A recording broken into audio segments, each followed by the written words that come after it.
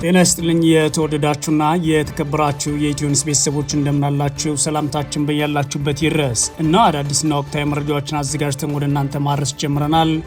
ከኢትዮኒውስ መረጃዎች ጋር አብራችሁ እንድትቆዩ ግብዣችን ነው። በቅድሚያም አርዕስተ ዜናዎችን አስቀድማለሁ። አቶ ጌታቸው ረዳ የትግራይ ክልል ፕሬዝዳንት ዶክተር ደብረጽዮን ገብረ ሚካኤል ከኤርትራው ፕሬዝዳንት ጋር ተገናኝተው መክረዋል አሉ። የብልጽግናው ጠቅላይ ሚኒስትር የምስራቅ አፍሪካ ጉዳዮች አማካሪ ጌታቸው ረዳ አጋሮቻችን ፋኖ የኦሮሞ ነጻነት ጦር አዲስ አበባ ዙሪያ እየተዋጉ ነው ማለት ወይዘሮ ፈትለወርቅ ገብረ እግዚአብሔር የተናገሩትን ንግግር በተመለከተ ምላሽ ሰጥተዋል። በሌላ በኩል የህወሓት ምክትል ሊቀመንበር አቶ አማኑኤል አሰፋ የብልጽግና አገዛዝ ሆን ብሎ በአማራ ክልል ገዳማትን እያወደመ መነኮሳትን እየገደለ ይገኛል ሲል ከሷል።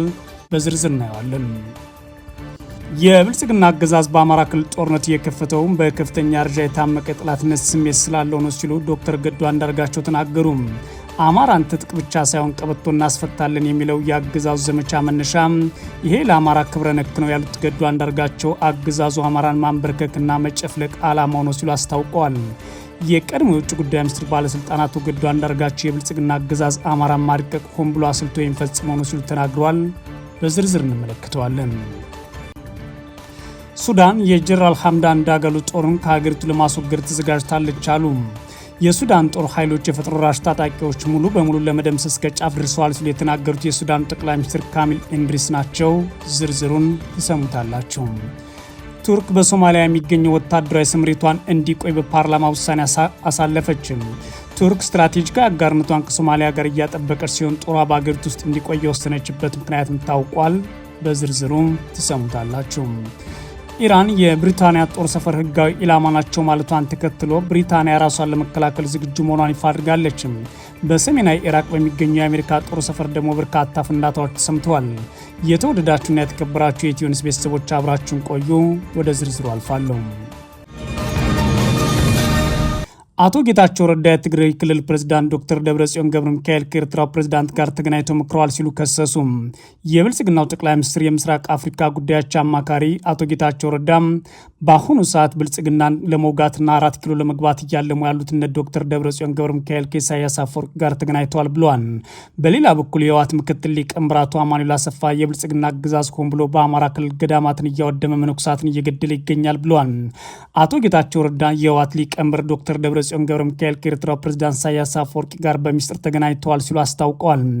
የአሁኑ የብልጽግና ሚኒስትር የቀድሞው የትግራይ ክልል ጊዜያዊ አስተዳደር ፕሬዝዳንት ጌታቸው ረዳ ህወሓት ምክትል ሊቀመንበር ወይዘሮ ፈትለወርቅ ገብረ እግዚአብሔር ወይም ወንጀሉን አጋሮቻችን የኦሮሞ ነጻነት ሰራዊትና የአማራ ፋኖ በመተባበር በአዲስ አበባ ዙሪያ እየተዋጉ ነው፣ ብቻችንን አይደለንም፣ አዳዲስ አጋሮችም አሉን ሲሉ መናገራቸውን ተከትሎ ምላሽ ለመስጠት የተጻፉ ሲሆን የህወሓት ሊቀመንበር ዶክተር ደብረጽዮን ገብረ ሚካኤል ወደ ኤርትራ ተጉዘው ከፕሬዝዳንት ኢሳያስ አፈወርቂ ጋር በሚስጥር ተገናኝተዋል ሲሉ ወንጅለዋል።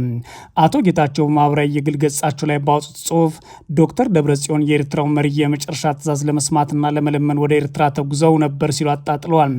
ጨምሮም ዶክተር ደብረጽዮን ጦርነት ስንጀምር የመሳሪያ ጭነት ወይም ሎድ ጥይት ድጋፍ ስጡን ሲሉ ጠይቀዋል ያሉ ሲሆን ነገር ግን ከፕሬዝዳንት ኢሳያስ ወገን ባለህ መሳሪያ ጀምርና እኔ በኋላ አስከትልሃለሁ የሚል ምላሽ ተሰጧቸዋል ሲሉ ሂደቱን በሙሉ ተናግሯል።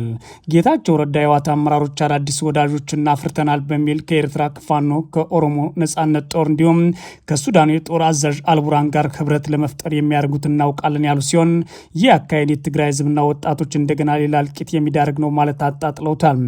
አቶ ጌታቸው ረዳ እንደገለጹት ከሆነ የህወሓት አመራሮች ቀደም ሲል የፌዴራሉ መንግስት ሊወረን እየመጣ ነው በሚል የህዝቡን ስሜት ሲቀሰቅሱ ቆይተዋል ብሎ የከሰሱ ሲሆን አሁን ደግሞ ተፈናቃዮችን እንመልሳለን የሚል የውሸት ሽፋን በመጠቀም አዲስ አበባ ወይም 4 ኪሎ ገብተን ስልጣን ለመያዝ አልመዋል ሲሉ ከሰዋል። አቶ ጌታቸው ረዳ ዶክተር ደብረጽዮን ገብረ ሚካኤል ከኤርትራው ፕሬዝዳንት ጋር መቼና የት እንደተገናኙ ያላብራሩ ሲሆን ህወሓት ወደ ጦርነት ሊገባ እንደሆነ ጠቅሰው የቀደሙት አይነት ስህተቶች ይሰራሉ በማለት ጦርነቱን የሚያሸንፈው ብልጽግና እንደሆነ በተዘዋዋሪ ሲናገሩ ተደምጠዋል። ዶክተር ደብረጽዮን ገብረ ሚካኤል ወደ ኤርትራም ሆነ ወደ ሌሎች ቦታዎች አቅንተው እንቅስቃሴ ማድረግ በአሁኑ ሰዓት ከኢሳያስ አፈወርቂ መልእክት ተቀብሏን የሚሉት አቶ ጌታቸው ረዳ የሚቀሰቀሰውና እሳቸው እንዲሁም ሰልፍ የወጡበትን ጦርነት በተመለከተ ከኤርትራ በኩል ነው ለማለት በማለት በማሰብ እንደሆነ ብዙዎች የሚስማሙበት ጉዳይ ሆኗል።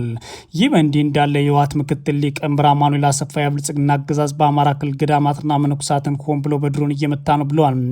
የትግራይ ክልል አስተዳደር ምክትል ሊቀመንበር የሆኑት አቶ አማኑኤል አሰፋ በአማራ ክልል በሚገኙ ኦርቶዶክስ ተዋሕዶ ቤተክርስቲያን ገዳማት ላይ በተፈጸመ የድሮን ጥቃት በማህበራዊ ሚዲያ ገጻቸው ባሰፈሩት ጽሑፍ ብልጽግና ሆን ብሎ የሚፈጽሙ ነው ማለት ከሰዋል።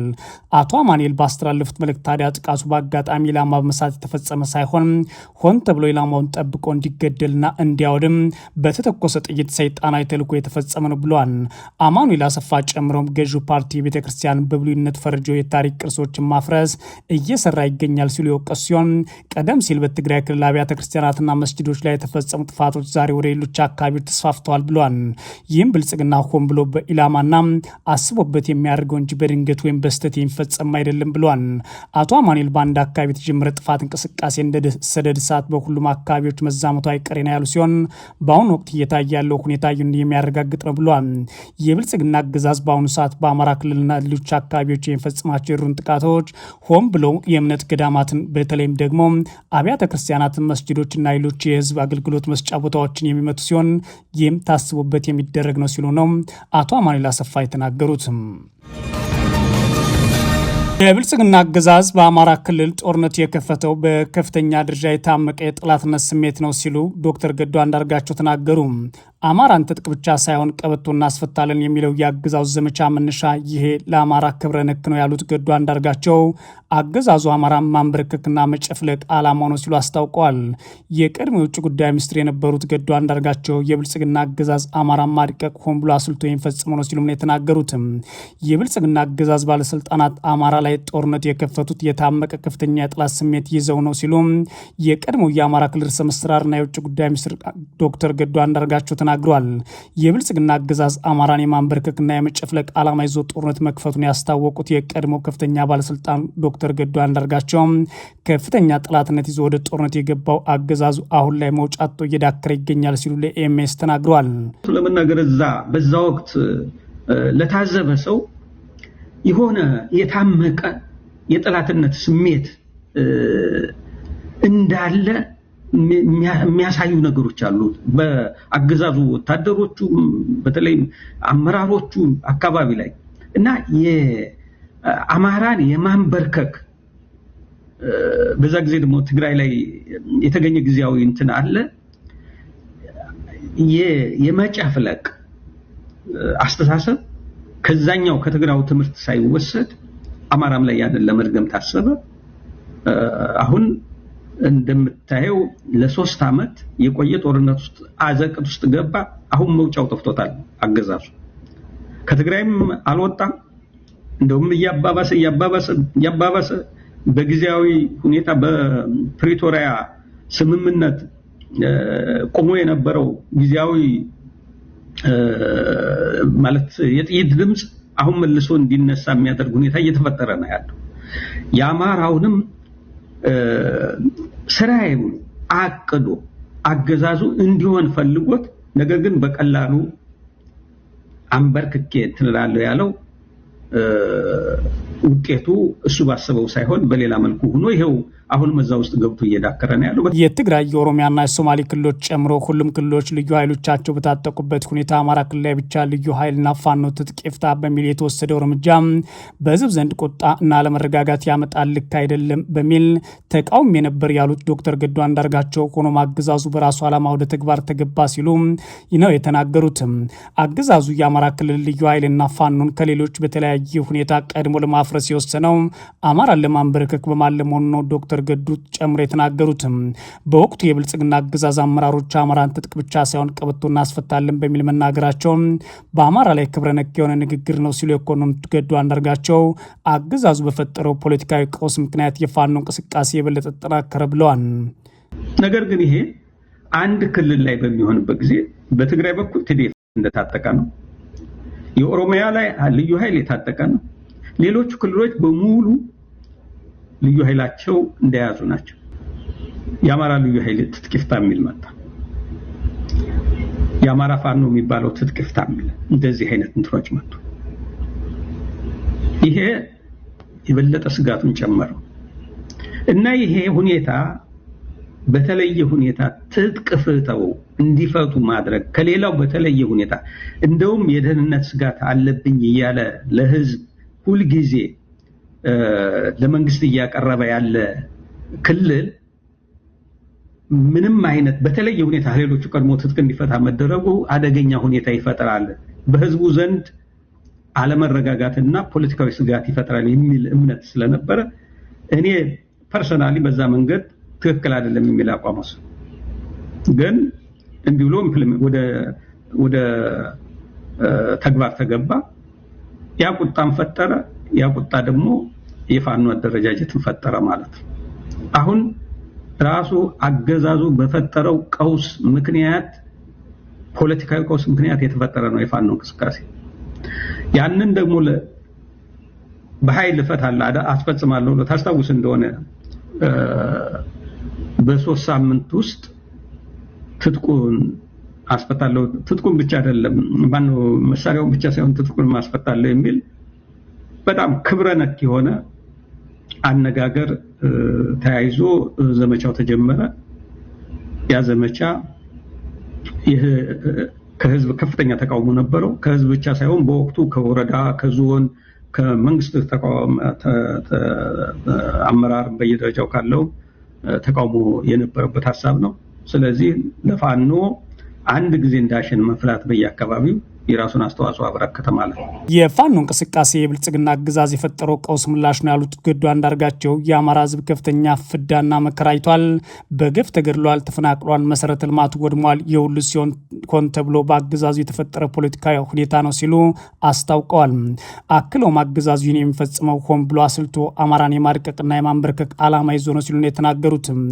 የብልጽግና አገዛዝ በአማራ ላይ የሚፈጽመው በደል ሁሉንም የአገሪቱን አቅሞች አሰማርቶ የውጭ ድጋፍ ጭምር ተጠቅሞ ነው ሲሉ ነው ዶክተር ገዱ አንዳርጋቸው ያስታወቁት። የፋኖ እንቅስቃሴ የአገዛዙ የቀውስ ለፈጠረው ቀውስ ሪአክሽን ነው ማለት ነው።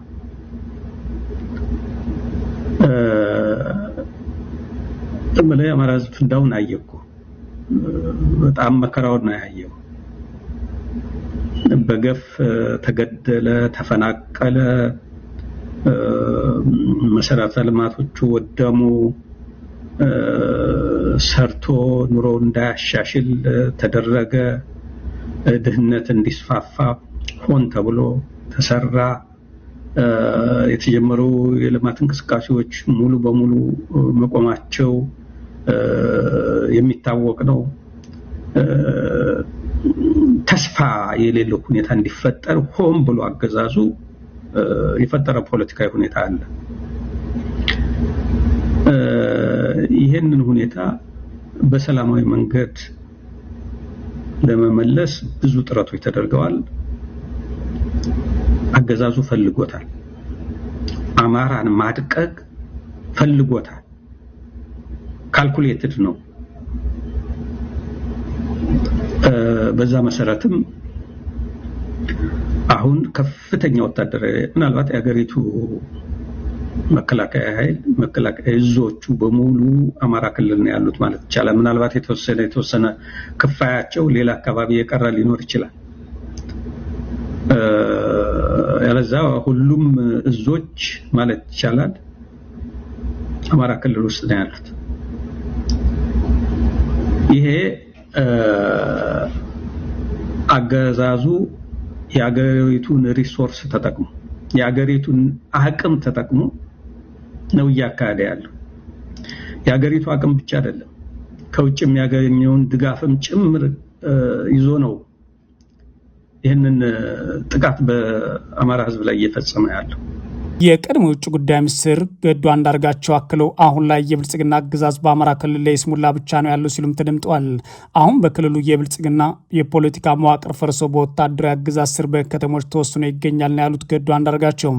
የፋኖ የእድገት ደረጃ ያሳየን ነገር ቢኖር አንድ አገዛዝ ምንም ያህል ኃይል ቢኖረው የህዝብ ድጋፍ ያለውን አካል ማሸነፍ እንደማይችል ነው ያሉት ዶክተር ገዱ አሁን ላይ የፋኖ ኃይሎች አገዛዙን አጠቃለው አልደመሰሱትም ይሆናል እንጂ አሸንፈውታል።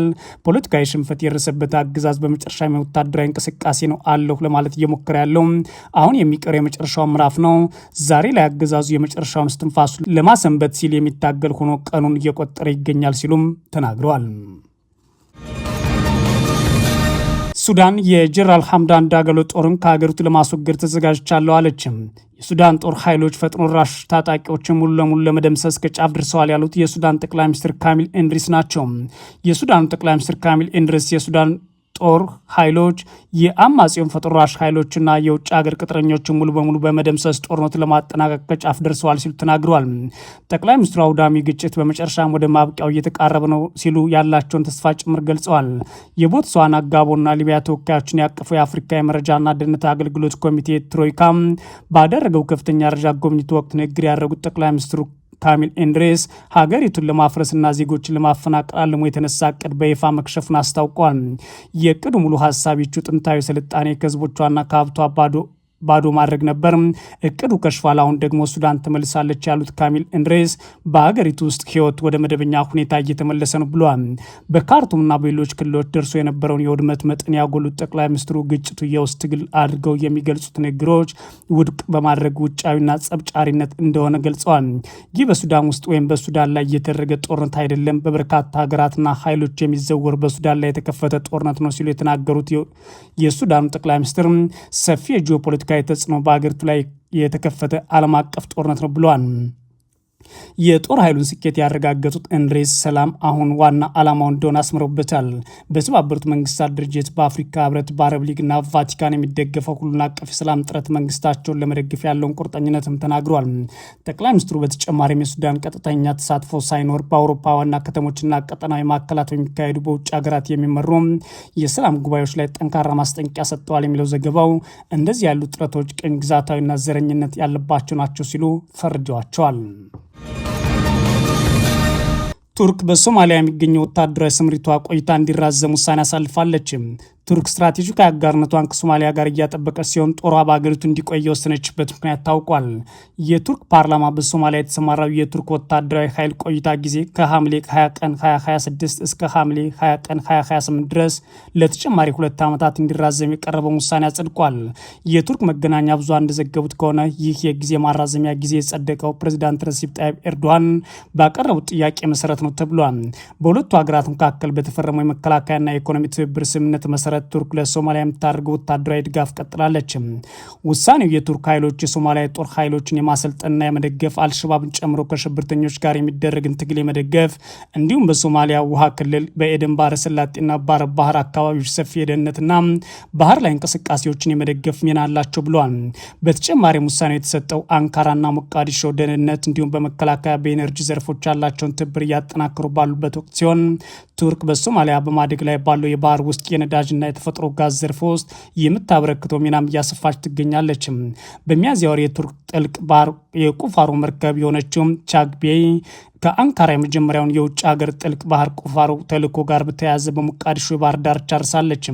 መርከቧ በህንድ ውቅያኖስና በአረብ ባህር ውስጥ እያንዳንዳቸው በግምት 5000 ኪሎ ሜትር ርዝመት የሚሸፍኑ በርካታ የባህር ውስጥ የነዳጅና የጋዝ ብሎኮችን ታስሳለች ተብሎ የሚጠበቅ ሲሆን በዚህም እስከ 7500 ሜትር የሚደርስ ጥልቅ ላይ የቁፋሮ ስፍራዎችን እና መፈለግ ቁፋሮን ማከናወን ታቅዷል ተብሏል። ይህ የቁፋሮ ዘመቻ ከኦፕሬሽኑ በፊት በ2026 አጋማሽ አካባቢ ከተካሄደው የሴሜሲ ጥናቶች በኋላ እየተከተለ ነው ሲል አዲስ ስታንዳርድ ዘግቧል።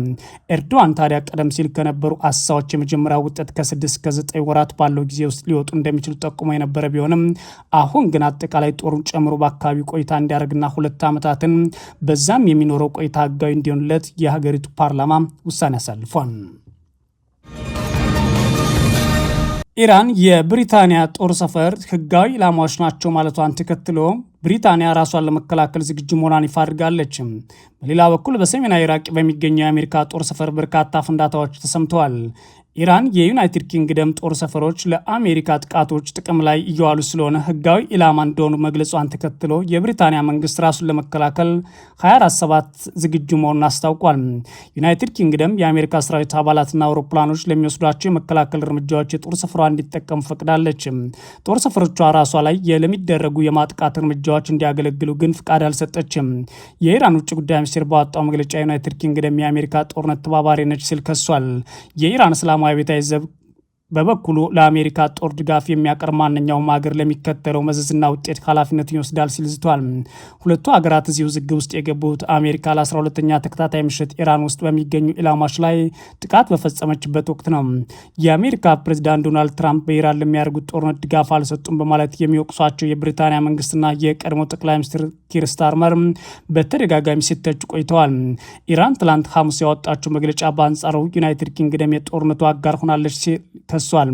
አሜሪካና እስራኤል የከፈቱት ጦርነት ከተጀመረ ከቀናት በኋላ መጋቢት ውስጥ ዋሽንግተን እንደ በግሎባል ሸልተር የሚገኘውን ሮያል ኤርፎርስ ፎርድ እንዲሁም በህንድ ውቅያኖስ ያለውን ዲዮጎ ጋርሲያን ያሉ የብሪታንያ ጦር ሰፈሮች እንድትጠቀም ፈቃድ ተሰጥቷታል።